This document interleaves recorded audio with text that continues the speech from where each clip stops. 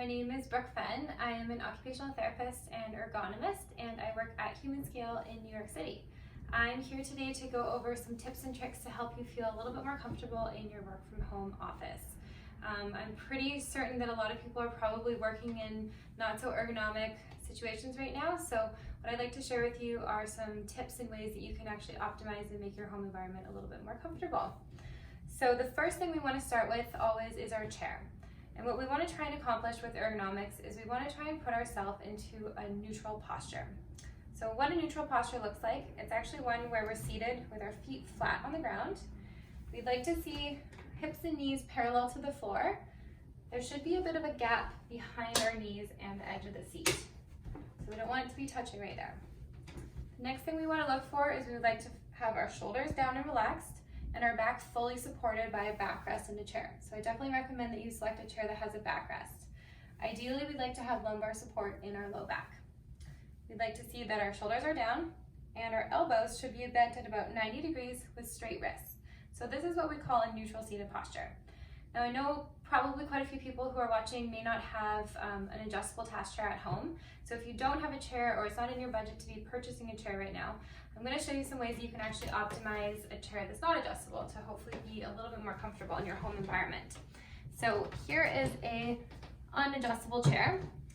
As you can see, this obviously doesn't go up and down, so we can adjust for the height.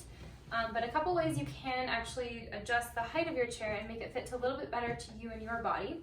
Look at raising your seat. So we can raise the seat up by putting a bit of a cushion underneath our bottom, and that's going to elevate you up to a higher level so the work surface that you're working on will fall closer to below your elbow. The next thing we can look at doing is adding some support into the low back. So one way you can do that at home is really easy. If you get a towel and you roll it up like this, secure it with some elastics, this can become a lumbar roll and can provide a little bit of support into your low back when you're sitting on a chair. So that's a couple different things to think about with your chair.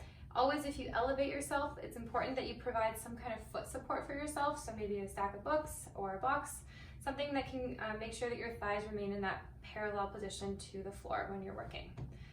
All right, so now we've positioned our body, our lower body in a supported posture. We want to take a look at where our hands are falling. So ideally, we'd like to look for a work surface around your home that falls just below your resting elbow height. So we want our shoulders to be down and the work surface should come just about here. So take a look around your house when you're selecting your work surface height and make sure that it falls in that area. Ideally, if you're working on a laptop, it's preferred that we separate our hands from our eyes somehow. And the best way that we can do that is to actually start using an external keyboard and an external mouse. So separating our hands and our eyes is going to allow for our body to be positioned more in line with those work tools. So we'd like the hands to be down here and the eyes to be up at our resting eye height.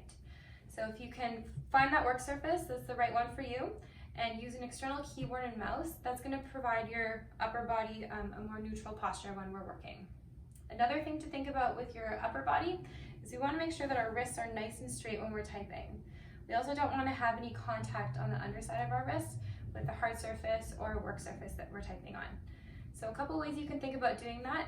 First of all, we want to make sure we bring our keyboard nice and close to the edge of that desk so that we can sit back and offload our weight into the backrest of the chair.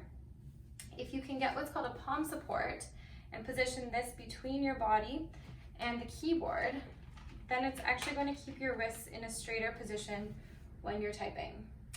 Another thing you can think about doing with positioning your hands is lowering the surface where your keyboard and mouse are positioned.